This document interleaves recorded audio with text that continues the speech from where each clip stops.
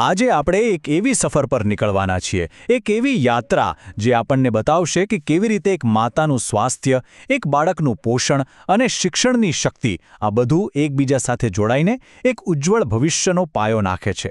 ચાલો આખી વાતને સમજીએ. જુઓ, આ માત્ર ફોટા નથી, આ તો એક આખા સમુદાયના સપનાની વાત છે. એક એવી કહાણી જેની શરૂઆત માતાના ગર્ભથી થાય છે અને એનું ફળ આપણને શાળાના વર્ગખંડમાં જોવા મળે છે. ખરેખર ખૂબ જ સુંદર વાત છે.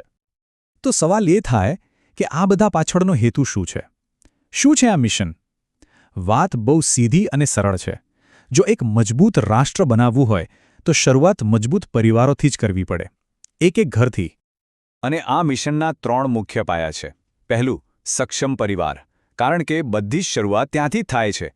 બીજું, સ્થાનિક પોષણ અને સરળતાથી મળી રહેતું શિક્ષણ. અને ત્રીજું અને સૌથી અગત્યનું એ છે કે મદદ ફક્ત એક ફોન કોલ દૂર છે. કોઈએ પણ એકલું મહેસૂસ કરવાની જરૂર નથી. અને આ વાત પર થોડો ભાર મૂકવો જરૂરી છે.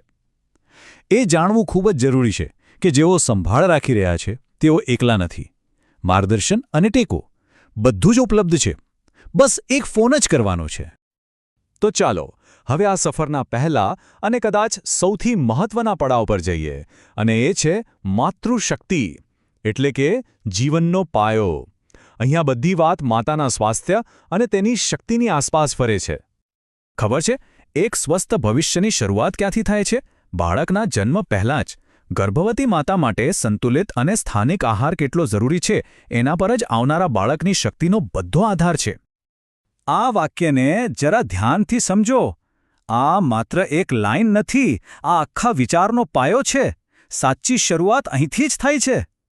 તો માતૃશક્તિ પછી હવે આપણે આગળ વધીએ છીએ બાળશક્તિ તરફ, એટલે કે આવતીકાલનું જતન. અહીં આપણે એ સમજીશું કે બાળપણમાં સ્વાસ્થ્યનો પાયો કેવી રીતે વધુ મજબૂત બનાવી શકાય. બાળકની શક્તિનું પહેલું પગથિયું એ છે માતાનું દૂધ. એનાથી શ્રેષ્ઠ કંઈ નથી. અને પછી જ્યારે યોગ્ય સમય આવે ત્યારે પૂરક આહાર શરૂ કરવો, જેથી બાળકની રોગપ્રતિકારક શક્તિ વધે અને તેનો વિકાસ ઝડપી બને. અને હા, આ સફરમાં મદદ કરવા માટે સરકાર તરફથી પોષક પૂરક આહાર પણ મળે છે.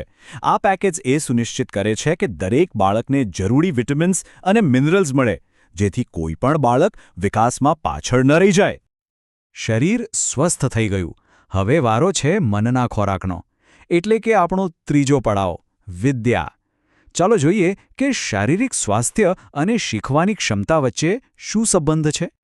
અહીં જુઓ, નંદઘર આ વિકાસ માટેનું એક આધુનિક મંદિર છે, જ્યાં સ્વાસ્થ્ય અને શિક્ષણ ભેગા થાય છે. કારણ કે વાત એકદમ સાફ છે, જો શરીર તંદુરસ્ત હશે તો જ મન જિજ્ઞાસુ બનશે અને શીખવા માટે તૈયાર થશે. અને શિક્ષણનું અંતિમ લક્ષ્ય શું છે? આત્મનિર્ભરતા, સશક્તિકરણ. શિક્ષણ એવું સાધન છે જે દરેક બાળકને પોતાના પગ પર ઊભા રહેવા અને સફળ થવાની તક આપે છે. તો આપણે માતૃશક્તિ, બાળશક્તિ અને વિદ્યા આ ત્રણેય પડાવ જોયા. હવે આ બધાને ભેગા કરીએ તો શું બને? એ છે પૂર્ણ શક્તિ, આપણું સામૂહિક વચન. ચાલો સમજીએ કે આ શું છે. આ એક અદ્ભુત ચક્ર છે. જુઓ કેવી રીતે દરેક તબક્કો બીજાને મજબૂત બનાવે છે. માતાની શક્તિથી બાળક સ્વસ્થ બને છે. સ્વસ્થ બાળક શિક્ષણ માટે તૈયાર થાય છે અને શિક્ષિત બાળક ભવિષ્યમાં એક સશક્ત પરિવાર બનાવે છે. આ એક એવું ચક્ર છે જે સતત ચાલતું રહે છે અને બધું વધુ સારું બનાવતું જાય છે. એટલે ટૂંકમાં આ આખું ગણિત બહુ સરળ છે. માતૃશક્તિ વત્તા બાળશક્તિ વત્તા વિદ્યા બરાબર પૂર્ણ શક્તિ. આ 3 પાયા જ્યારે ભેગા થાય ત્યારે જ સાચી અને સંપૂર્ણ શક્તિનું નિર્માણ થાય છે. તો હવે જો કોઈને મદદ કે માર્ગદર્શનની જરૂર હોય તો એના માટે છે આ પોષણ હેલ્પલાઇન નંબર 15151. યાદ રાખજો, 1515 નિષ્ણાતોની સલાહ માટેની આ સીધી લાઇન છે.